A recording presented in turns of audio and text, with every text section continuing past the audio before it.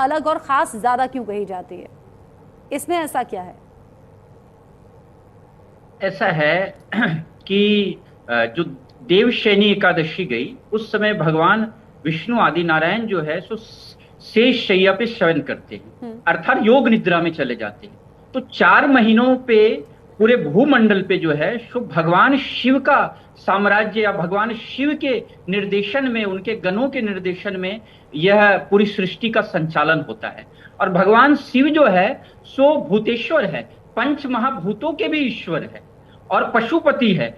जितने भी पशु पक्षी है उनके भी वो पति है, अर्थात उनके भगवान है, उनके ईश्वर है। तो श्रावण मास में भगवान जो है सो समाधि से उठ के और पूरे पृथ्वी लोक, पूरे भूमंडल पे उनकी दृष्टि रहती है। तो उसकी उनकी दृष्टि रहती है, और जिसमें जैसे बालक अगर कोई जगा हुआ रहता है और बालक अपने पिता को याद करता है तो पिता बड़ा प्रसन्न होता है और उनको मनोकामना या भक्ति की प्राप्ति या ऐश्वर्य की प्राप्ति या किसी भी तरह की कोई भी चीज की मनोकामना लेके उसकी योग्यता और पात्रता के अनुसार, जैसे अगर कोई भारत का व्यक्ति चाहेगा कि मैं अमेरिका का राष्ट्रपति बन जाऊं और वो कितना भी कांवड़ चढ़ा ले तो वो संभव नहीं है क्योंकि उसकी पात्रता नहीं है।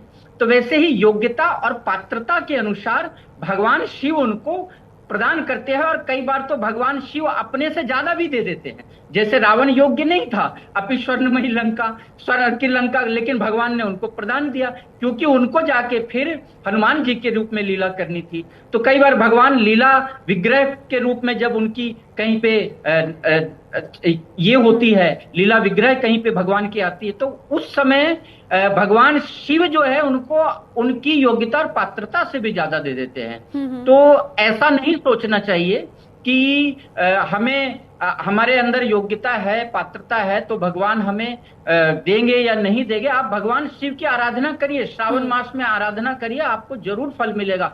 श्रावण में सोमवार का भी विशेष महत्व होता है। हाँ। कई कन्याएं जो है सो उचित वर की कामना से 16 सोमवार का व्रत श्रावण में ही शुरू करते हैं, तो उनको मनोकामना योग्यता पात्रता के अनुसार भगवान शिव उनकी पूरा करते हैं। इसलिए जो श्रावणी मास जो है वो भगवान शिव जी के जरिए पूरी की जाएगी। और सावन का महीना जो कि शिव जी को प्रिय है, तो इसलिए भी खास महत्व हो जाता है सावन की शिवरात्रि का। आप दोनों मेरे साथ में रहिएगा, एक छोटा सा ब्रेक यहाँ पर ले रहे हैं, लौटेंगे।